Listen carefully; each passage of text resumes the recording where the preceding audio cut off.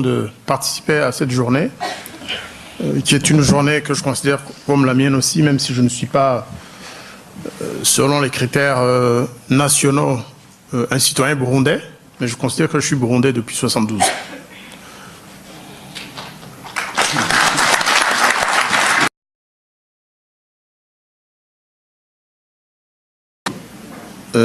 J'ai un peu de mal quand même à revenir sur un témoignage factuel après des observations générales qui vont dans le sens que je voulais peut-être aussi souligner, mais je vais revenir sur ce que j'ai vu, parce que c'est pour ça que je suis venu, et parce que je considère que c'est très important qu'on dise et qu'on raconte. Tous ceux qui sont là sont probablement des parents, des enfants, des petits-enfants, des victimes de 72 ou d'autres massacres qui ont précédé ceux de 72. Vous avez des cicatrices, des plaies peut-être encore béantes, mais moi aussi. Parce que j'ai vu partir mes camarades, un à un, parfois en groupe, et j'ai assisté pratiquement au départ du dernier sur le campus. Parce que ça ne s'est pas passé en une journée. Je vais me contenter de parler, de témoigner sur les événements qui ont commencé le 29.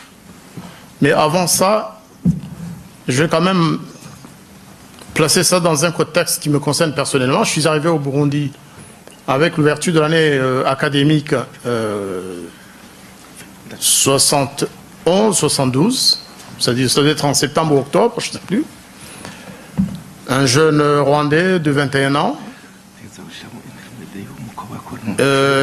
avec marqué sur la tête beaucoup de questions, notamment celles ethniques.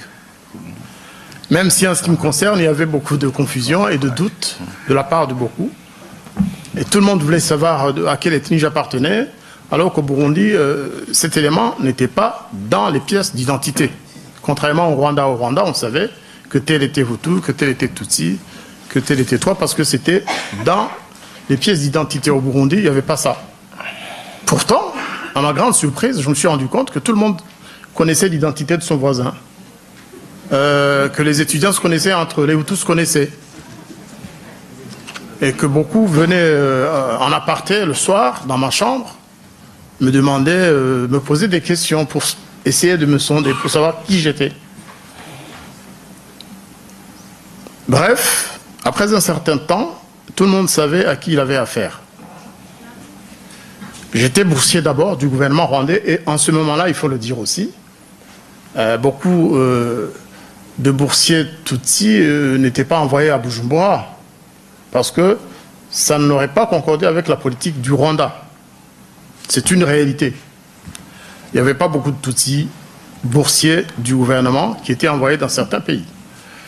Donc nous étions un groupe de 10 boursiers rwandais en faculté de droit et de 5 autres qui étaient à l'Institut des sciences physiques, de l'éducation physique.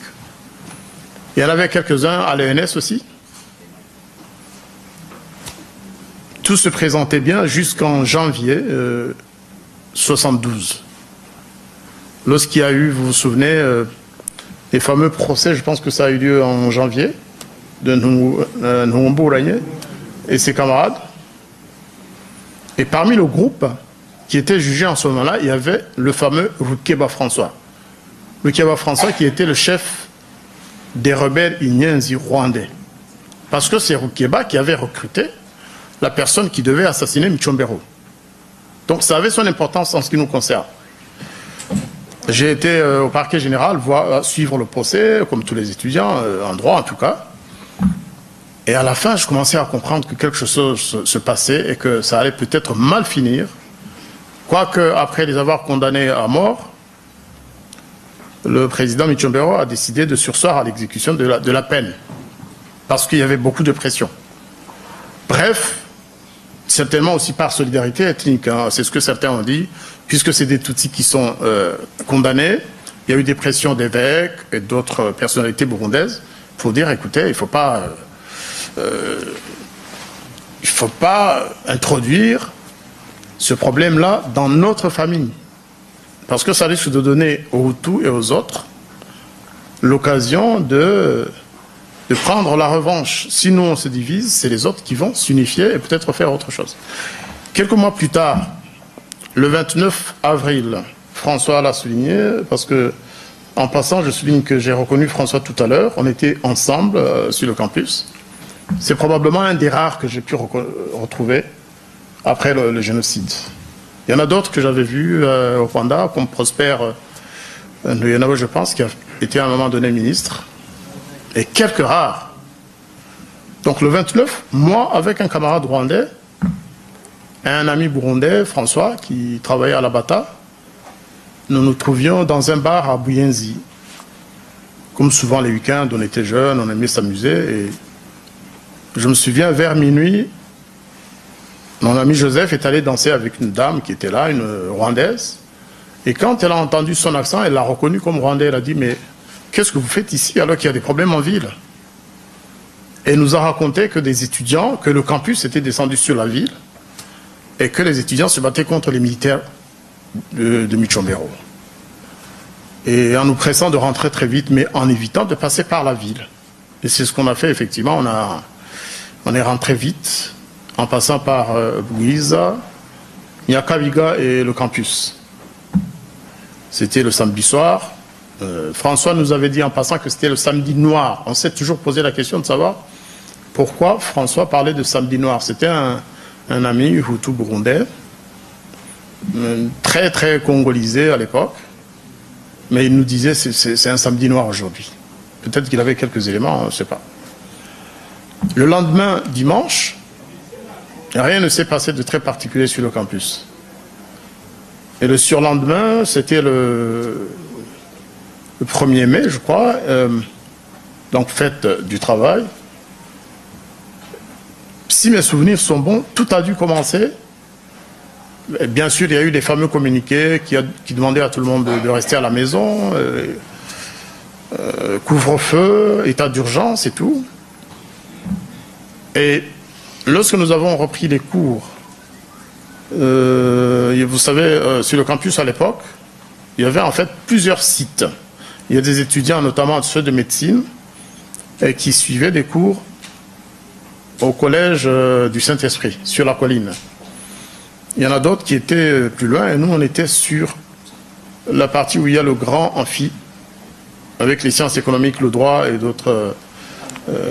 comment? Voilà. Et tout d'un coup, pendant que nous avions cours devant notre professeur d'économie politique, M. Bonvin, qui est de nationalité suisse, la porte s'est ouverte et on a vu entrer des militaires précédés d'un civil, armés. Ils nous ont braqués, je dirais, carrément. Et lorsque notre professeur a voulu s'interposer, ils lui ont mis le revolver ici, sur le ventre, en lui disant « ne vous mêlez pas de ce qui ne vous regarde pas ». Donc ils nous ont forcés à sortir de la classe. Nous étions au premier étage. On est descendu dans la cour intérieure où il y avait plein de sable, évidemment, par terre. Et le civil, je m'en souviens, je pense que c'était il travaillait pour le parquet. Il avait des papiers en main, enroulés comme ça. Et puis, subitement, il s'est mis à les déplier et a commencé à appeler. Nous sommes à 3 jours du 29 avril.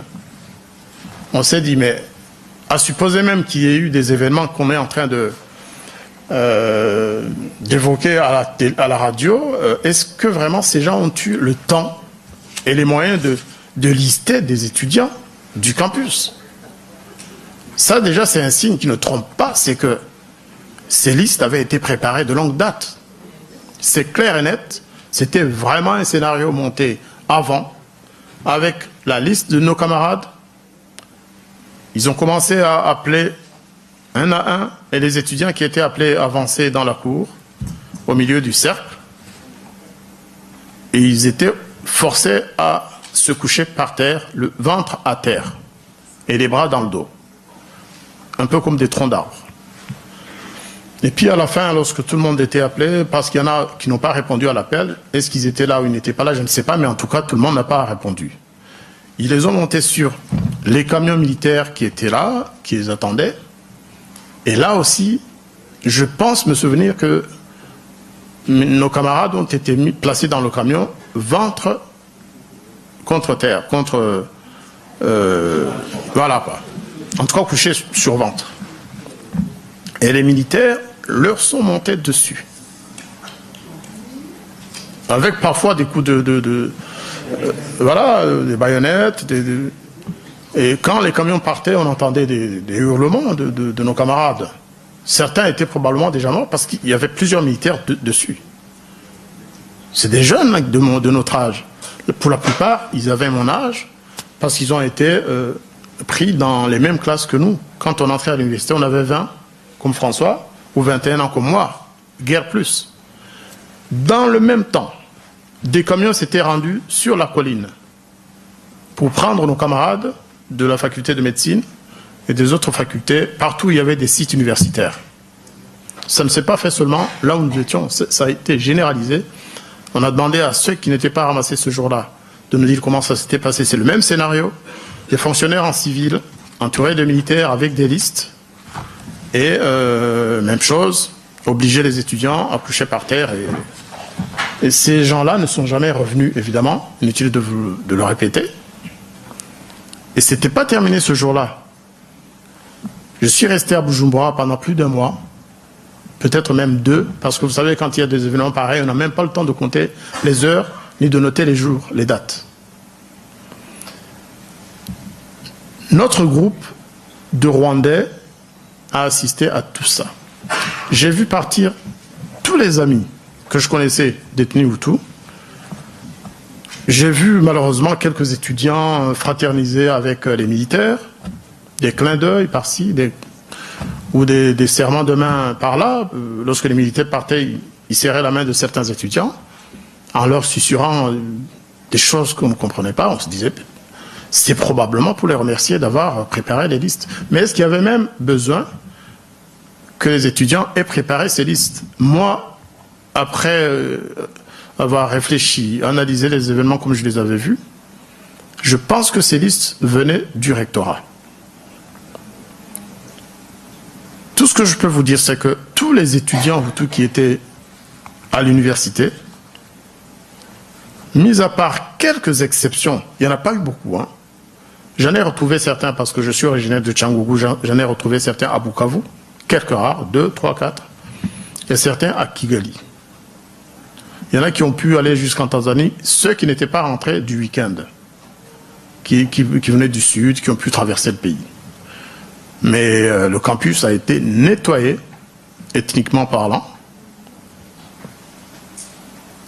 Quelques autres ont pu être sauvés par un camarade congolais qui s'appelait Emmanuel Sikabwe, qui avait vécu, qui était né, je pense, à Bujumbura, qui avait grandi à Bujumbura, qui avait fait toutes ses études et qui parlait, qui ont dit probablement mieux que beaucoup de Burundais.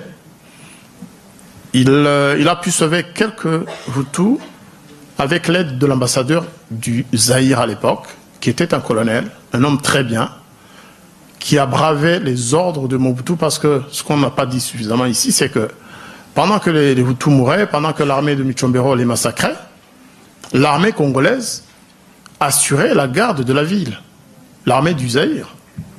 Il y avait des centaines de soldats zaïrois qui étaient venus à Bujumbura pour garder la ville pendant que les militaires burundais allaient assassiner les populations. Il faut savoir que les avions... Ah ben oui, c'est des choses que nous on a vues. Les avions militaires de l'armée zaïroise bombardaient les populations. Nous on les voyait. Ça aussi c'est quelque chose qu'il faut absolument dire. Il faut savoir que l'ambassadeur du Congo, à un moment donné, il s'est révolté. Il a aidé beaucoup de jeunes burundais à fuir, des élèves du secondaire, des étudiants. Et il a été limogé aussitôt. Et rappelé au Congo, je pense même qu'il a disparu, ce colonel-là. Ça, c'est quelque chose qu'on ne raconte pas souvent, mais le Zaïre de Mobutu était très impliqué dans le massacre de Bujumbura et d'ailleurs. Une autre chose qu'on ne relève pas suffisamment, peut-être,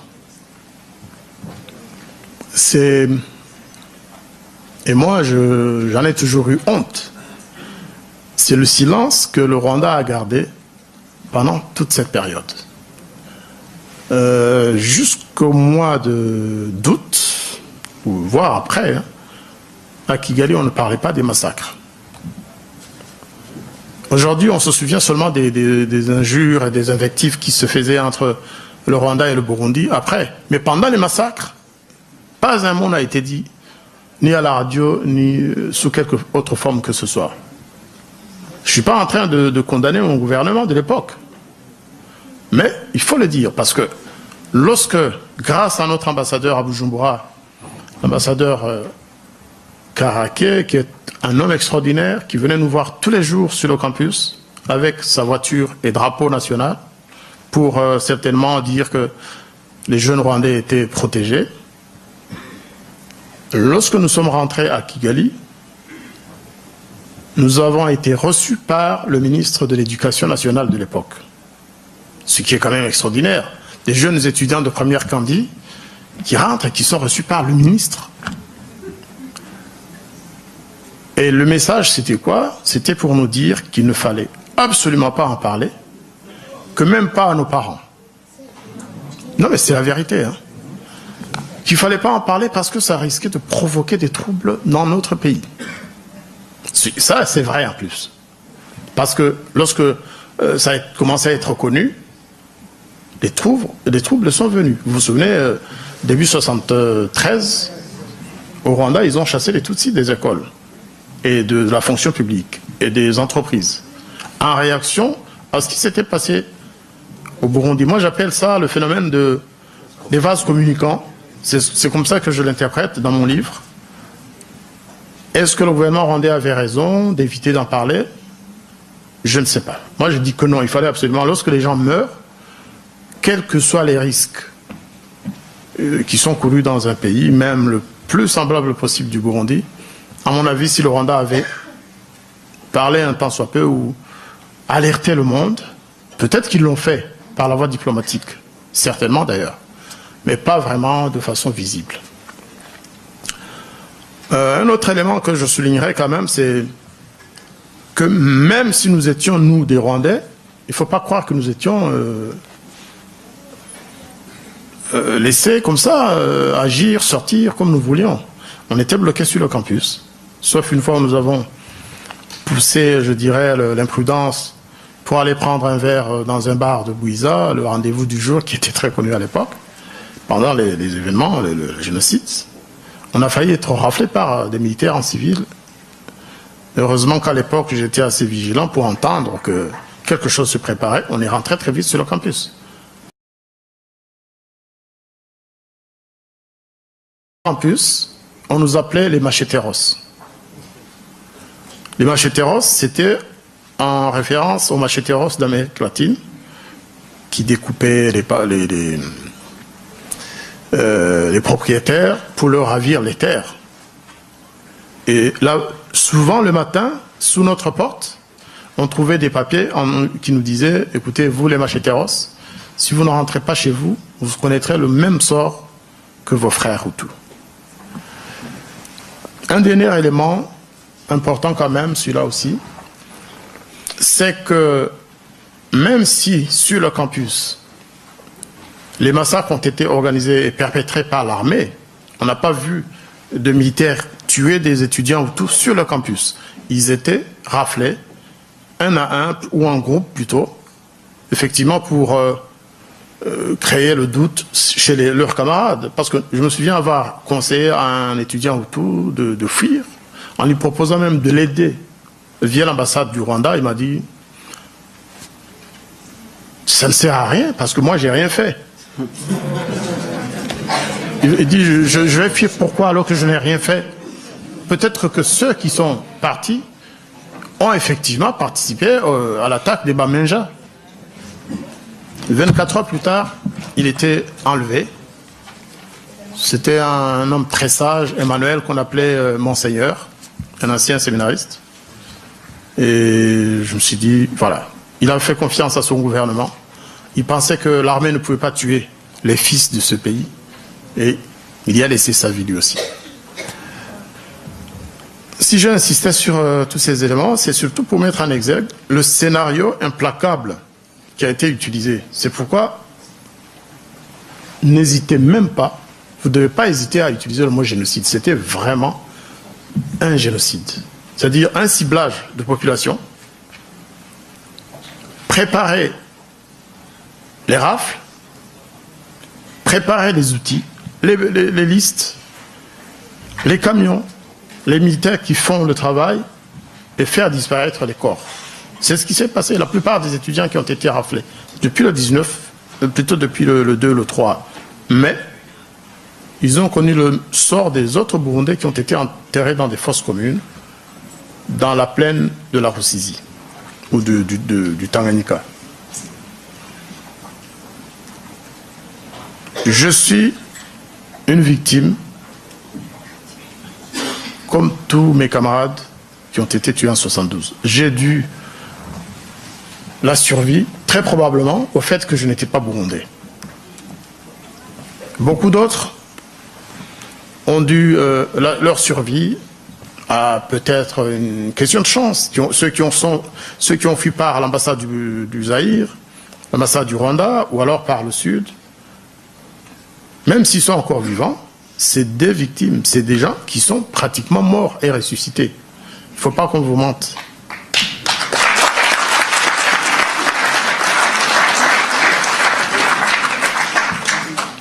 Ce phénomène, il s'est passé à l'université, ce génocide-là, mais il s'est passé aussi à l'école secondaire, dans plusieurs écoles secondaires. À l'époque, on disait même que dans une école de... je ne sais plus dans quel quartier, quelques enseignants avaient tué au marteau des enfants de l'école primaire. C'est peut-être pas vrai, mais on le disait à l'époque.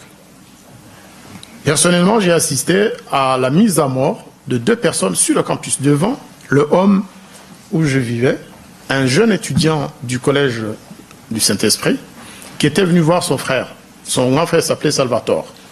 Mais comme il y avait plusieurs Salvatore sur le campus, le petit est venu, il est allé vers le premier groupe d'étudiants qui était à l'extérieur. Il a dit, écoutez, je suis le petit frère de Salvatore, est-ce que je peux le voir? Ils lui ont dit, quel Salvatore? Il a donné son nom, mais il se fait que Salvatore en question avait été raflé quelques jours avant, et les étudiants ont tué ce jeune homme devant mes yeux. C'était un garçon qui devait avoir 15-16 ans, hein. Un jeune footballeur, il avait son équipement et son matériel de... Je pense qu'il revenait d'un entraînement quelque part. Ils lui ont fait avaler le morceau de tissu qu'il avait sur lui, la crème de massage, je ne sais plus de quoi. Ils lui ont fait avaler ça, ils l'ont tabassé et il est mort sur le champ, devant nos yeux. Quelques heures après, un vieillard est passé sur le campus. Il avait une dame jeune pleine de pétrole, je pense. Hein. Et les étudiants l'ont pris, ils ont dit, ben, vous devez être un Moumenja, puisque ce pétrole, cette essence-là, c'est pour aller incendier les maisons des Tutsis. Il a été tué sur le coup. Là, sur le camp, par des étudiants de l'université. Cela en soi montre que, même si les étudiants n'ont pas massivement participé aux rafles de façon physique, ça veut dire qu'ils y ont quelque part contribué, peut-être en dénonçant leurs camarades. Et en montrant trop de plaisir à voir leurs camarades partir. Pas un seul étudiant n'a protesté ouvertement. Monseigneur, le recteur, il n'a jamais protesté. Jamais protesté. Pendant plus d'1 mois, 2 mois, il n'a pas protesté auprès du gouvernement, il n'a pas écrit une seule lettre de protestation. Il a laissé ses enfants, comme il le disait, partir. Quand on parle de réconciliation, moi je suis évidemment preneur. La réconciliation, c'est la phase ultime. Après avoir dit la vérité, après avoir identifié les auteurs de ces massacres, de ce génocide, après avoir obtenu qu'ils demandent pardon, et que la justice s'en occupe éventuellement. Donc la réconciliation, très bien. Mais une réconciliation ne vient pas comme ça, ne tombe pas du ciel. Il faut absolument qu'il y ait un processus. Je suis satisfait qu'au Burundi, je suppose que c'est vrai ce qu'on annonce là, je suis satisfait qu'on prépare une commission vérité et réconciliation. Est-ce qu'elle aura lieu? Je ne sais pas. Et c'est peut-être au cours de ce processus-là de vérité et réconciliation que les Burundais pourront enfin se dire la vérité face à face et obtenir que certains criminels qui courent encore à Bujumbura, moi j'en connais pas mal, des anciens camarades de faculté qui ont dénoncé leurs camarades, on les connaît. Mais il y a aussi ceux qui étaient au gouvernement à l'époque, qui sont toujours vivants et qui peuvent au moins dire la vérité. Au moins dire la vérité, dire ce qui s'est passé. Je pense que déjà ça vous comblerait, je dirais pas de joie, non, puisque la joie elle est impossible, c'est vos parents qui ont été tués. Mais au moins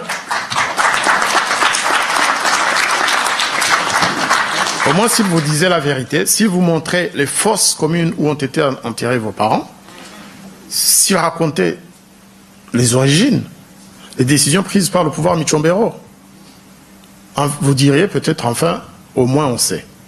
Et la justice viendrait plus tard. Et je pense que le peuple burundais est assez fort et généreux pour accorder le pardon à ces criminels. Je vous remercie.